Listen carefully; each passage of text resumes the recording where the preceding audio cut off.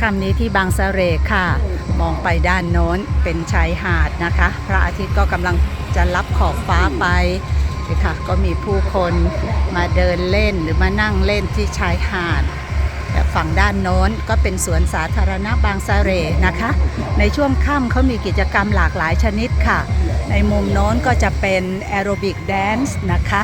ซึ่งบริหารจัดการโดยเทศบาลตำบลบางสะเร